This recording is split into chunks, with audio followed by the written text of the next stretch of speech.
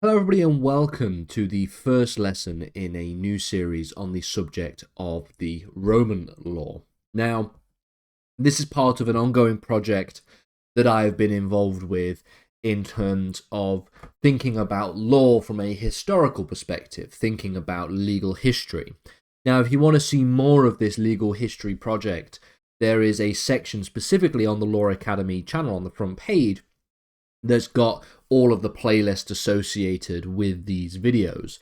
So, Legal History Project encompasses the history of English law, the Roman law, as we're doing here, the history of international law, as well as the history of the European Union. And there might be some other things that I add in at various stages throughout, but for now, we're just going to take an introduction in this lesson to the study of the Roman law, what we're going to be exploring in terms of the structure of this series of lessons, and then thinking about some of the citations and further reading associated with this topic. And there's quite a lot of reading, in fact, that you can do in terms of this. There's obviously your basic bog standard textbooks, and there are some other more substantive books, because of course the Roman law and the study of the Roman law is not just a legal question. It's not just a question of for law students, but it sort of encompasses law students, history students, and also classics students. So it's sort of all encompassing in that regard.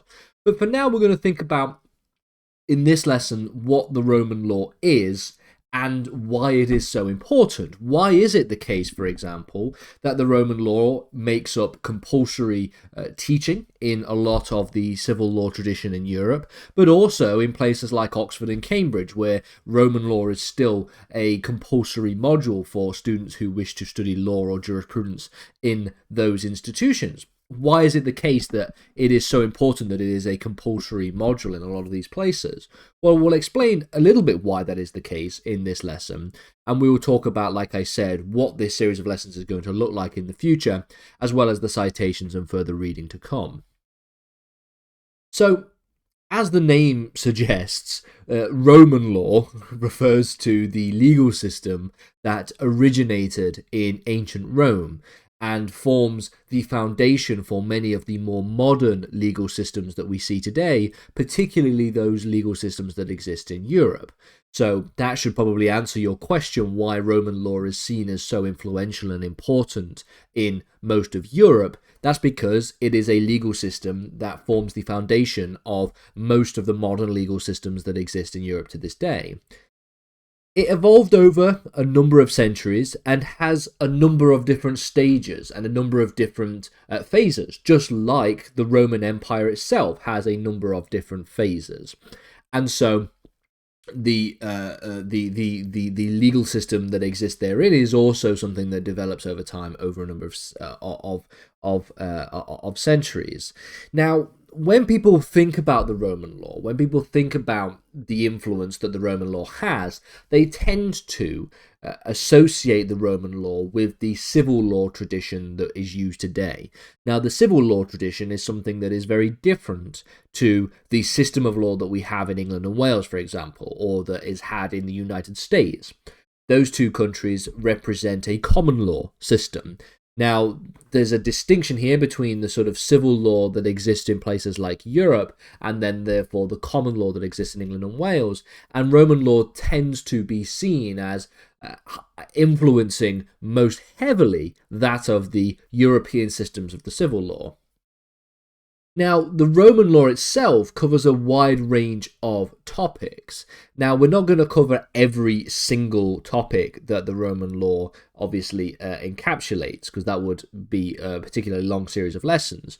But it encompasses things like family law, personal rights, property law, and criminal law, and law of obligations, and the procedures that are necessary for the resolution of disputes. All of these are very key areas, which meant that if you could take away anything from this lesson, you should take away the fact that the Roman law was a particularly influential and sophisticated legal system compared to that of other legal systems that develop over time.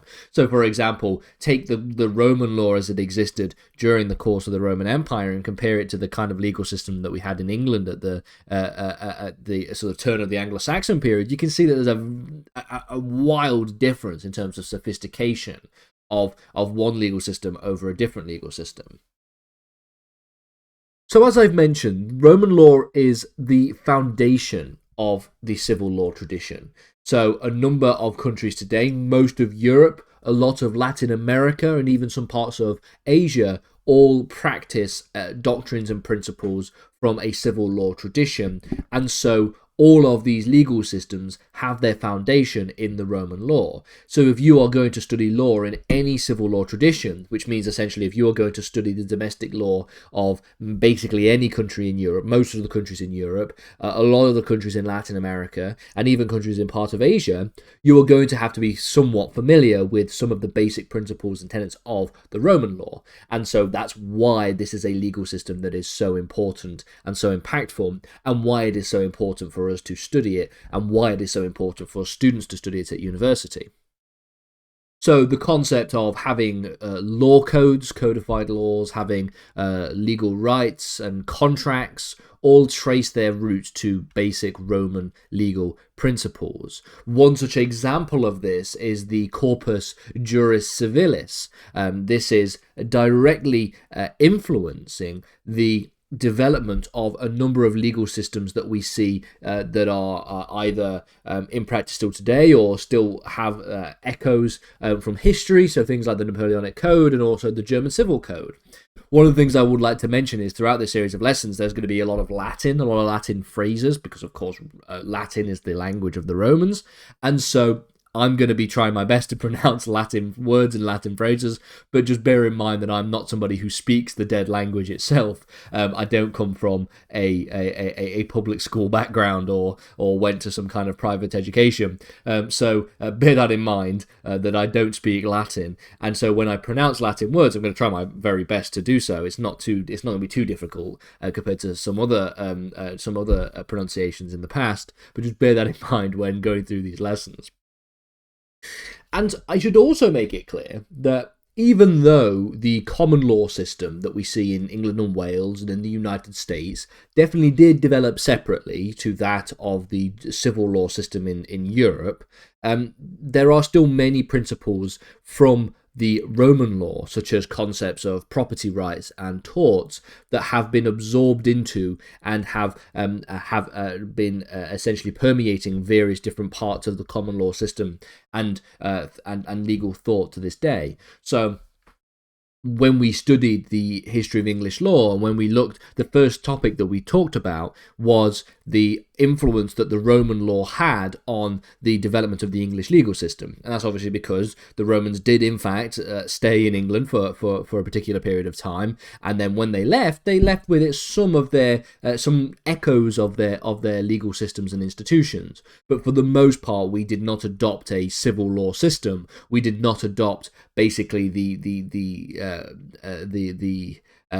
sequel, should I say, to the Roman law that we see in Europe. We essentially just incorporated some of the basic ideas that have their roots traced back to the Roman law, but we, for the most part, developed a common law system which was basically very separate to that of the rest of Europe. So let's think about what this series is going to be looking at. We're going to begin by taking an introduction, as we've done in this lesson, and also to talk about the historical aspects of Roman law. I mentioned that the Roman Empire can be divided into a number of phases. The first topic is going to examine those phases. We're not only going to examine some of the historical aspect of those phases, not going into too much detail of the history, but just a little bit of the history. But more importantly, we're going to be talking about the impact that these historical aspects had on the development of the various different legal traditions, because Roman law was not a unified systematic system of law that existed completely harmoniously for the entire period of the Roman Empire. Of course, it developed. It was more or less codified at different stages. It relied on more or less different principles and different practices. So bear that in mind. And that ties us into, quite nicely, the second part of this series, which is going to look at the sources of Roman law. We'll talk about the impact of jurisprudence. We'll talk about the impact of law codes. We'll talk about the impact of various different statutes and things of that kind, and talk about how they were very impactful and how some had greater emphasis than others at various different stages throughout the history of the Roman Empire. And then it is from here that we're going to actually start to talk about the substantive law itself. We'll talk about the structure of the Roman law, some of the key principles that exists within the structure of the Roman law. So things relating to, for example, jus gentium, the law of nations, the civil law itself, jus civilis. Also things like the law of obligations will all form part of this substantive structure chapter, before finishing by looking at two particular areas of the Roman law that are of paramount importance and were highly sophisticated in terms of their application. The first of these will be in relation to property law. We'll talk about the acquisition of property, the classification of property, as well as the inheritance of property in the Roman tradition. And then finally thinking about family law, the position of children, the idea of marriage and divorce within the Roman tradition, the concept of inheritance in relation to the inheritance of title in families and throughout families, and the position of women in the Roman legal system as well. This is going to be the basic structure of this series. Like I said, this is like most of these videos, these are more for study purposes. They're more for general interest. They're not for the kind of high-level academic interest that a professor would necessarily rely upon, should I say. They are more basic overviews. They are more structural overviews. So this is going to be a series that encompasses about 20 to 30 or so lessons, so it's not going into the kinds of depth and detail that you might get from other places including the citations and further reading that we have got here. So arguably the most up-to-date and the most impactful, should I say, or the easiest textbook to follow is, of course, Borkowski's textbook on the Roman law from 2020. This is, I believe, the third or the fourth edition on this particular topic. Now, the text that I liked the most, that didn't take me too long to read, in fact, it was not a particularly long text, but is one that is really, really good in terms of getting a basic understanding of the Roman law, is Peter Stein's Roman Law in European History from 1999. I remember I picked this up at a secondhand bookshop in York. So it was a book that I saw and I thought, right, I'm going to get that, and was really, really good. And it really, really helped get a good substantive understanding of some of the basic principles of the Roman law, especially from a historical perspective. He sort of contextualizes it and conceptualizes Roman law from a European history perspective, hence the title Roman Law in European History.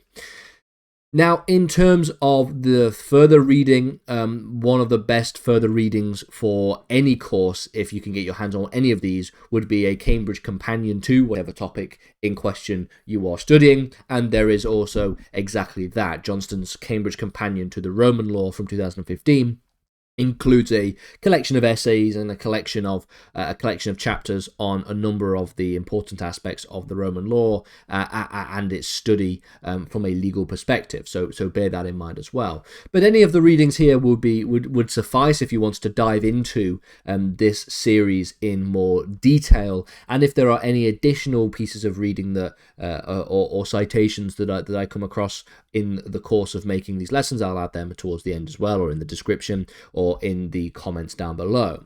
Now, in terms of when this series is going to be released, this is just an introductory lesson for those of you to get an idea of what this series is going to be. The substantive content itself won't be coming out for a number of weeks, maybe a couple of months in terms of in time.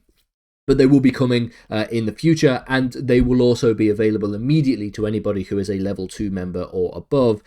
So when I make those videos, if you're a level 2 member, you'll get access to all of those things, just like you get access to every video early, every free video early, and you get access to all of the exclusive content as well. So bear that in mind. I hope you enjoyed this lesson. I hope you are interested in this particular topic, and I hope to see you all in future lessons time on this particular issue, or any of the legal history project videos that I'm going through doing, or any of the videos more broadly.